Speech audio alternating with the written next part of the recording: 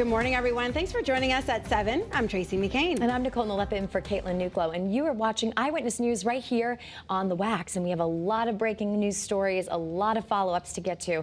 But first, we want to let you know how the weather's going to fare this weekend. So let's bring in meteorologist Scott Gagliardi for your first check of your first alert forecast. Yes. Good morning. And it's gorgeous outside, really, sunrise-wise, right? It's beautiful. I mean, look at this. This is nice. Look at the, got look the at the sun bird. peeking over Is there your a bird? shoulder. Yeah. Is there a bird? There you Where? go. Oh, look at that. Wow.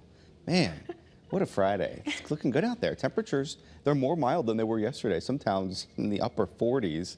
A live shot, though, in Old Saybrook looks good.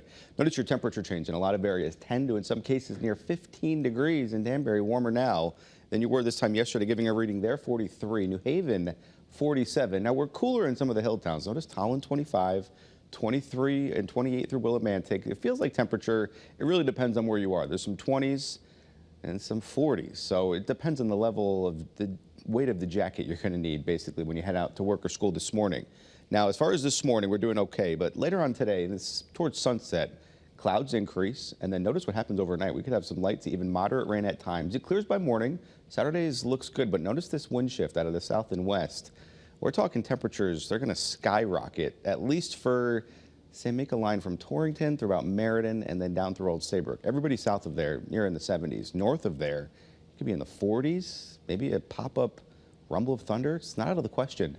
And then by the time we get towards Sunday, it's certainly going to be a cooler day for all of us and quite showery. We'll detail, though, some more warm-up, another warm-up, as well as another big cool-down on the way, as well as what to expect with any rain chances. That's ahead in your first alert forecast. Good morning, Nicole. All right. Good morning, Scott. Right now, we are not dealing with any major accidents out there. Things are looking really, really good on this Friday at 7:02. You can see the sunshine is joining us, so you're definitely going to want to grab the shades before you leave the house.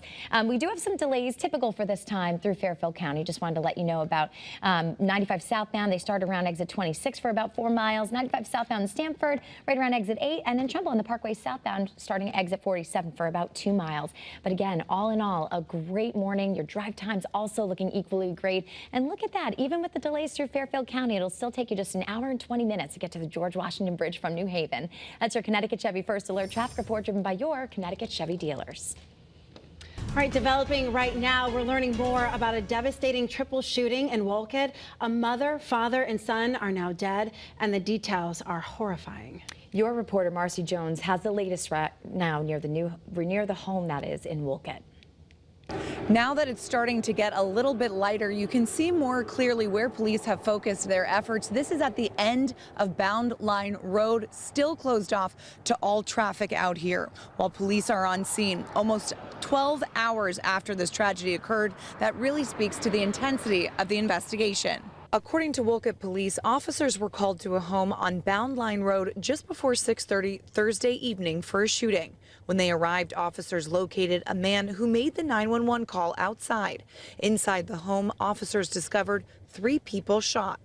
Police say from initial information gathered, they learned a 59-year-old man was moving out of his home.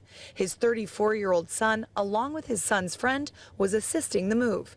The 55-year-old estranged wife of the father showed up to help as well, but the two started fighting.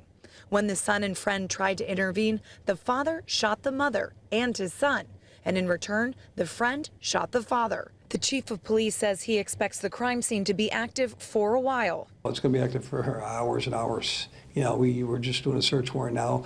We have learned that the friend who called 911 and shot the father does have a permit to be carrying that gun. He also is cooperating with police during this investigation. Your reporter in Wolcott, Marcy Jones, Channel 3 Eyewitness News.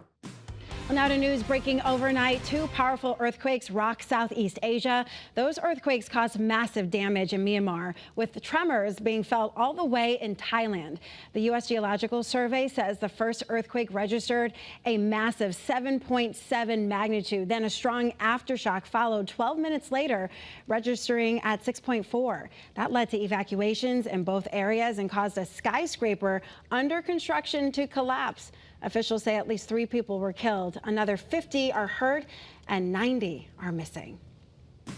Breaking news now in North Branford, where it appears a car drove right into the town hall on Route 80, also known as Foxen Road.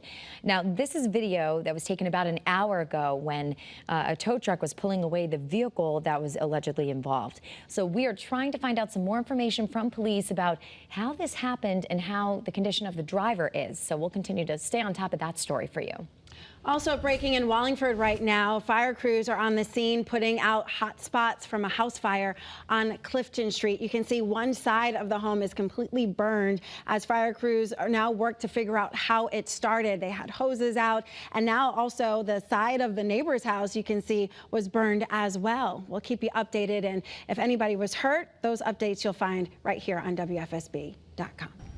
And we just learned this morning from state police that one person died in a single vehicle crash on Route 44 at Payne Road in Pomfret. Pinpoint News Tracker shows you exactly where this all happened.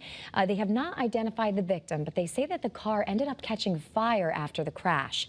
We'll be providing updates on this as soon as we learn more.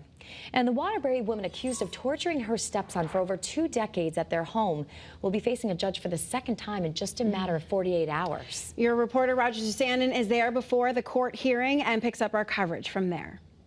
Today really could be a very important day at the Waterbury Superior Courthouse for multiple reasons. First and foremost, we may actually hear from the defendant, Kimberly Sullivan, in her own words for the very first time, just hours from right now. So the first thing that's going to happen is that Sullivan is going to walk through these courthouse doors, and her attorney tells us that she will likely plead not guilty. Also, going forward, prosecutors say they want to make sure that they know where Sullivan is every single second while she awaits trial. Kimberly Sullivan silently walked past a small army of reporters and straight into Superior Court on Wednesday as this phase of the prosecution began. The accusations against her will make your stomach turn. Investigators say Sullivan imprisoned her own stepson in a 9-foot by 8-foot room at least 22 hours a day for more than 2 decades. Police compared the conditions to a World War II death camp. The 32-year-old victim only got free after setting a fire inside his bedroom. When he was finally rescued, the 5'9" man weighed only 68 pounds. The victim says his stepmother starved him, often forcing him to drink toilet water just to survive. Now prosecutors say they want to prevent any chance that Sullivan will make a run for it. They filed a motion asking a judge to place her under house arrest or at least to wear a GPS ankle monitor.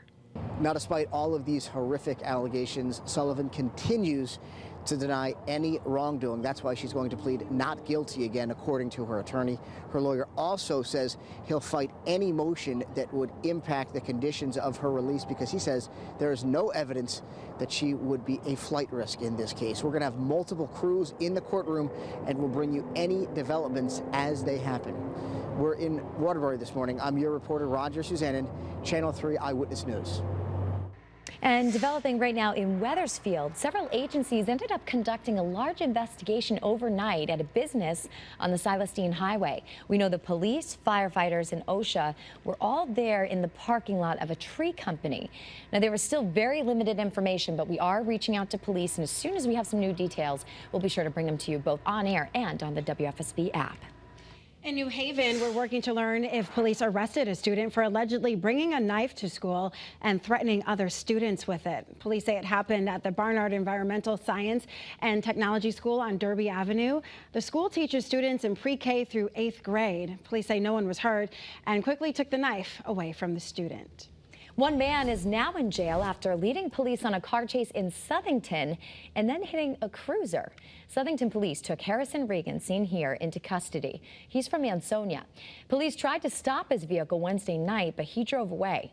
And investigators say that they tracked the vehicle to a parking lot where a second passenger jumped out. Police were not able to find that person. Well, happening today, state lawmakers will talk about federal cuts to affordable housing programs and how they could impact people in our state. Senators Chris Murphy and Richard Blumenthal say cuts will impact 160,000 people, including children and senior citizens. They're also concerned about the impacts to the homeless, saying that homelessness rose more than 10% last year. 2024 was the third straight year with an increase. They'll speak about that in Hartford today around noon. The UConn women's basketball team is gearing up for a big Sweet 16 matchup in the NCAA tournament. The team is in Spokane, Washington for a game against a tough Oklahoma team. The Huskies will take the court to practice today, and then the teams tip off Saturday at 5:30. And we'll be with the UConn women as they prepare for the Sweet 16. Sports Director Joe Zone will be bringing us live coverage ahead of tomorrow's game and throughout UConn's quest for another NCAA championship.